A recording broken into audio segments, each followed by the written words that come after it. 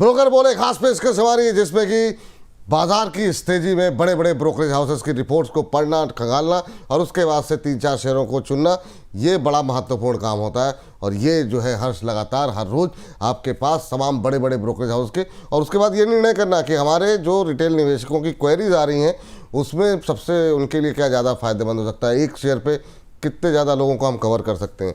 ये तमाम चीज़ों को लेकर के आज 4 शेयर लेकर के आए हैं। हर्ष बताइए, हर्ष कहाँ से शुरुआत करेंगे आज? जी, सबसे पहला stock Ujjivan small finance bank की बात कर लेते हैं। यहाँ पे एचएसबीसी की रिपोर्ट है, खरीदारी की सलाह दी और 61 रुपये का इन्होंने लक्ष्य दिया है। सबसे पहले इनका कहना है कि आने वाले 5 सालों में बैंक जो है अपने आप को स्केल करने की कोशिश कर रहा है, ज़्यादा से ज़्यादा जगहों पर डाइवर्सिफिकेशन पे फोकस है, नए नए सेक्टर्स की तरफ फोकस कर रहा है। यहाँ पे जो टारगेट है रिटर्न ऑन एसेट की बात करें तो 1.7% से लेके 1.8% की संभावना जताई जा रही है। रिटर्न ऑन इक्विटी की बात करें यहाँ पर तो 15% से ज़्यादा की संभावना यहाँ पे जताई जा रही है। लेकिन यहाँ पर जो है अर्निंग्स में कटौती की गई है, जिसके पीछे की वजह जो लॉजिक है वो ये दिया गया है, कंजर्वेटिव लोन ग्रोथ और साथ ही यहाँ पर जो क्रेडिट कॉस्ट है यहाँ पर उसका तमाम तरह की वजहों की वजह से यहाँ पे अर्निंग की जो संभावना है उस पर कटौती की गई है। एग्जीक्यूशन पर यहाँ पे ब्रोकरेज का फोकस रहेगा। 45 पे चल रहा है, 61 का जो है टारगेट दिए जा रहे हैं। एक एक करके हमारे दोनों एक्सपर्ट की राय लेते हैं। अरुण सर, आपकी टिप्पणी क्या रहेगी उज्जीवन स्मॉल फाइनेंस बैंक पे? अगर जिस तरीके से फाइनेंशियल सेक्टर पे थोड़ा सा सकारात्मक रुझान बढ़ रहा है तो क्या यहाँ पर निगाहें रख सकते हैं? क्या बड़ा अंडर परफॉर्मेंस देखने को मिली सर इस सेक्टर में, स्मॉल फाइनेंस सेक्टर? जी, टेक्निकली तो अच्छा है, कोई डाउट नहीं है, पर ये यूजुअली प्रेफरेबल होता नहीं है।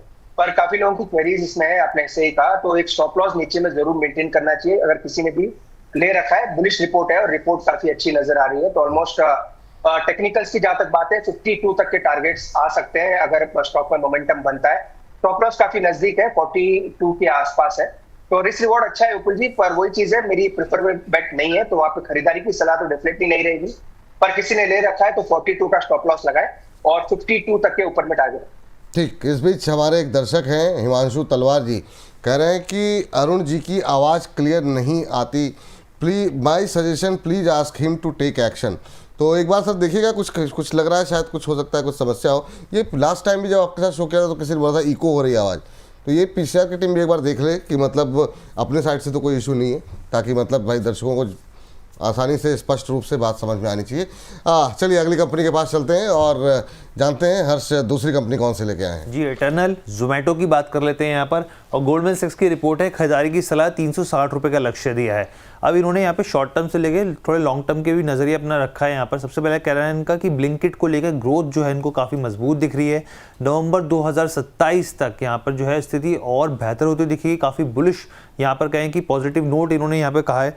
आने वाले 2 से 3 सालों में जो स्टोर है वो डबल होते हुए दिखेंगे। यहाँ पर इनका ये भी कहना है कि जो शेयर प्राइस में अभी जो ग्रोथ है पूरी तरीके से वो रिफ्लेक्ट नहीं हो रही है। साथ ही मार्जिन्स जो है यहाँ पर 240 बेसिस पॉइंट की बढ़ोतरी होती दिखेगी आने वाले 2 क्वार्टर में, और अभी फिलहाल के लिए जो कंपटीशन है वो कंपनी के सामने कोई खास दिख नहीं रहा है। ठीक है सर। जोमेटो एक और ऐसी कंपनी, रिटेलर्स का काफ़ी ज़्यादा इंटरेस्ट रहता है, बहुत पोजीशंस हैं यहाँ पर, और जैसे प्रदीप जी जैसे लोग जो है ना, जिनके अभी तक मंगलसूत्र अभी तक जिन्होंने नहीं पहनाया है, वो मतलब इसी के ऊपर काफ़ी निर्भर रहते हैं कहीं भी आने जाने में। अच्छा, कल एक और कमेंट आया था, हमारे दर्शक बड़े मतलब इंटरेस्टिंग कह रहे हैं कि जिस दिन निफ्टी नया हाई लगाएगा प्रदीप जी तभी शादी करेंगे। सर ऐसा कुछ है क्या? मतलब जो है ये मतलब सुन के मुझे बड़ी हंसी आई, मेरे दिमाग से निकल गई बात ही, वरना मैं शुरू में ही करने वाला था। मैंने सोचा कि इसका स्क्रीनशॉट लेकर के पीछे चलवाते बड़े बड़े में, वो सुबह, लेकिन इतना प्रेशर रहता है मेरे दिमाग से बात मिस हो गई सर। तो क्या ऐसा कुछ है क्या सर? दूसरा जोमेटो पे आपकी राय सर? देखिए सर, अब मैं क्या ही बताऊं, आप लोगों ने इतना डिस्कशन किया, अब लोगों का भी कमेंट आने लग गया है। मुझे शुभम सर ने स्क्रीनशॉट भेजा था कि लगता है सर अभी जनता आपका, पब्लिक आपका शादी करा के ही मानेंगे कि वो कमेंट मैंने देखा था, तो शुभम सर ने स्पेशली स्क्रीनशॉट भेज के मुझे कल रात को भेजा है। तो बोल रहा है आपका टीम ने स्पेशल इन्वेस्टिगेशन करके शुभम जी को भेजा है। तो देखिए जिस तरीके से जोमेटो का स्टॉक चल रहा है, बहुत सारे एनालिस्ट थे, बहुत सारे लोग थे, उनका व्यू था नेगेटिव, लेकिन हम 200 से 215 के आसपास हमने फरवरी में बाई कॉल दिया है आप ही के चैनल में, फरवरी या मार्च के आसपास के, तब से मेरा टारगेट था 300। उसके बाद हर बार मैं जोमेटो को लेके पॉजिटिव होता हूं, और क्योंकि एक रिटेलर जो इमोशन है ना, उनका सेंटिमेंट जोमेटो के साथ बहुत ज्यादा है। एक टाइम में था जब राकेश झुनझुनवाला जी ने भी बताया था कि जोमेटो नहीं चलेंगे, जोमेटो खराब स्टॉक है। हमने देखा 100 के नीचे आया, इनफैक्ट 70 के नीचे भी फिसल गया था स्टॉक। लेकिन धीरे धीरे जैसे इनका बिजनेस एक्सपेंशन जो है वो इंक्रीज हुआ, ब्लिंकिट के साथ इनका कोलाबोरेशन, एंड इनका अभी रेवेन्यू मॉडल ही शिफ्ट हो गया। रिसेंटली हमने आज से आई थिंक 15-20 दिन या तो 1 महीना पहले ही देखा कि जोमेटो ने भी अपना जो प्लेटफॉर्म फीस है उसको इंक्रीज किया। तो प्लेटफॉर्म को भी जो है सस्टेन करने के लिए, उनका ऑपरेटिंग जो कॉस्ट होता है उसको सेव करने के लिए, और जो है कॉस्ट कम करने के लिए उनका तो बेसिकली यहाँ पे प्रॉफिटेबल होना ही है, तो इसीलिए वो चार्ज बढ़ाते हैं। और मैं बेसिकली इसको प्राइस एक्शन के साथ तो देखता हूँ, एज वेल एज और एक तरह का हिसाब मैं देखता हूँ सर। मुझे लगता है कि अगर वॉरेन बफे सर ने कोका कोला में पैसा बनाया तो why not in India Zomato Swiggy. Zomato Swiggy के कंपटीटर में तो कोई है ही नहीं अभी इंडिया में। तो जोमेटो का अगर हम प्राइस एक्शन के साथ भी बात करेंगे, weekly, monthly, daily, all time frame में पॉजिटिव है। 333 के आसपास अभी ट्रेड हो रहा है। मुझे लगता है कि ये स्टॉक एक मल्टीबैगर स्टॉक है, 400 के ऊपर जाने के लिए भी रेडी हो रहा है। सो बिल्कुल बाय करने का सलाह रहेगा। थोड़ा अच्छा लगेगा अगर आप 320 से 325 के आसपास कभी भी मिलता है एक डीप में आप बाय कीजिए। एक स्टॉप लॉस जरूर मैं देना पसंद करूंगा। अभी स्टॉप लॉस रहेगा यहाँ पे 286 रहेगा fixed and final stop loss. जिनका भी बाइंग यहाँ पे 250 से है, 200 से है, 300 से है, 315 से है, 286 will be your stop loss, क्योंकि वहां पे एक सपोर्ट है। मुझे लगता है कि डेफिनेटली जोमेटो जैसे स्टॉक को लॉन्ग करना चाहिए। विपुल जी, जोमेटो जैसे स्टॉक्स को लॉन्ग करना चाहिए, ये सलाह जो है यहाँ पर निकल के आ रही है। चलिए ठीक है, अब जो है तीसरी कंपनी की बात कर लेते हैं। हर्ष, तीसरी कंपनी कौन सी है और बाय है या सेल है? जी, यहाँ पर जो है बेसिकली येस बैंक के शेयर है यहाँ पर, और मॉर्गन स्टैनली की रिपोर्ट है, अंडरवेट की सलाह दे दी है, 70 रुपये का लक्ष्य दे दिया है। अब यहाँ पे इनका कहना है कि देखिए एसएमबीसी जो सुमितोमो मुत्सुई बैंक है, उन्होंने करीब करीब येस बैंक में 20% की हिस्सेदारी यहाँ पे हासिल की है।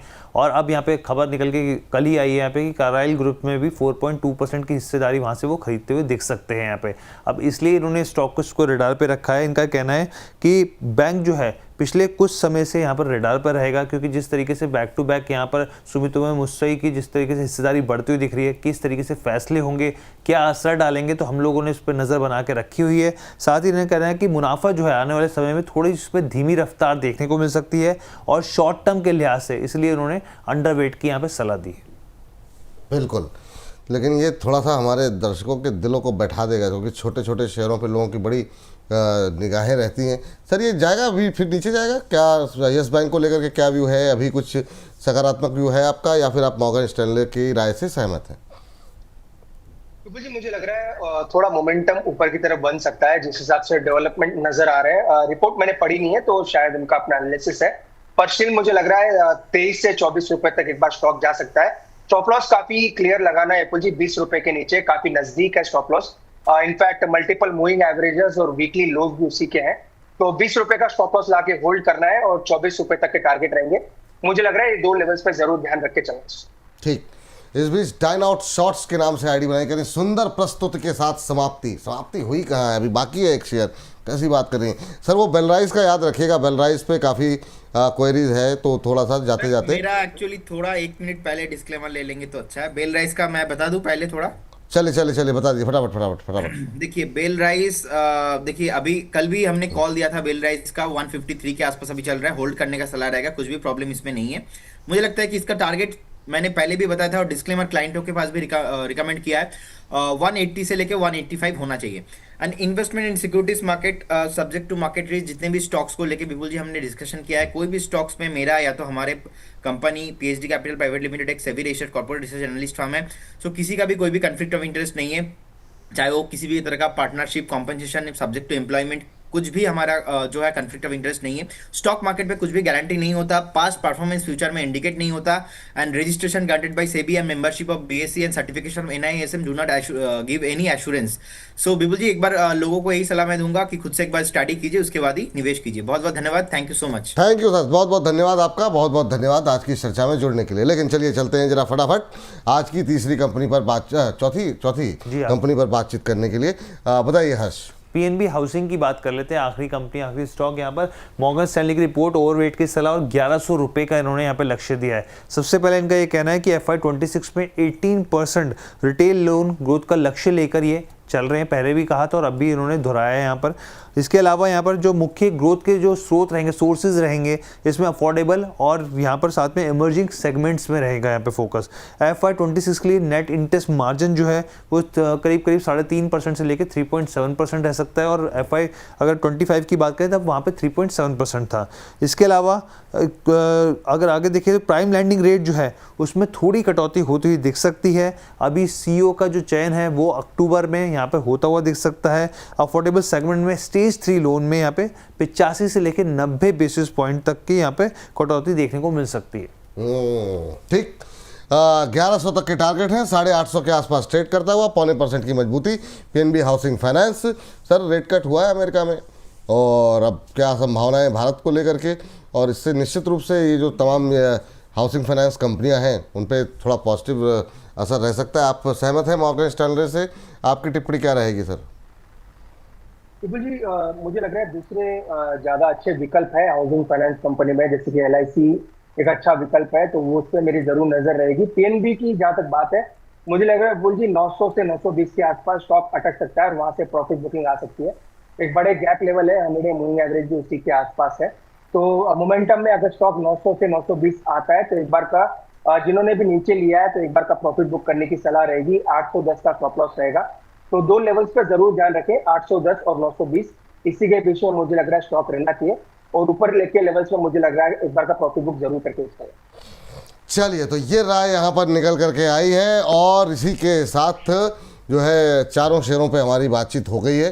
तो हर्ष, बहुत बहुत शुक्रिया, थैंक यू आज की इस चर्चा में जुड़ने के लिए। और फिर दोपहर 1 बजे हर्ष फिर हमारे साथ जुड़ेंगे कुछ नई इंटरेस्टिंग जानकारियों के साथ, कि क्या कुछ लेकर के आते हैं उसके लिए आपको करना होगा 1 से 2:30 बजे तक के शो का इंतजार। बहुत बहुत थैंक यू, बहुत बहुत शुक्रिया हर्ष आज की इस जानकारी के लिए। आपका भी बहुत बहुत धन्यवाद सर, अरुण सर, आज की इस चर्चा में जुड़ने के लिए। कोई डिस्क्लोजर सर और प्रसाद वगैरह, तो सर आप गए थे दर्शन करने के लिए, आप दिल्ली आने वाले थे सर, क्या हुआ सर, आपने आए नहीं फिर?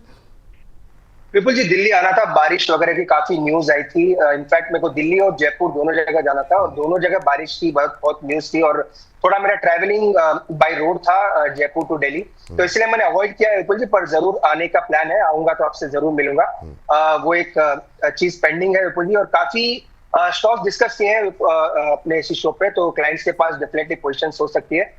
इनफैक्ट आज दो जो रिकमेंडेशन दिए है विपुल जी, मैनकाइंड और MICL, दोनों शॉर्ट टर्म रिकमेंडेशन है। ये अभी तक रिकमेंड की नहीं है, तो आपके साथ ही पहली बार शेयर की है। सेकंड विपुल जी, ये कोई भी स्टॉक मेरे पर्सनल पोर्टफोलियो में नहीं है। अगर पहले भी शायद क्लाइंट्स को रिकमेंडेशन दी होगी तो उनकी पोजीशन जरूर है। ठीक सर, और प्रसाद सर हम लोगों को भी भिजवा दिया कीजिए, बहुत आवश्यकता रहती है प्रभु की कृपा की। तो थैंक यू सर, बहुत बहुत धन्यवाद आज की इस चर्चा में जुड़ने के लिए और अपनी महत्वपूर्ण राय देने के लिए। हर्ष, आपका भी बहुत बहुत धन्यवाद।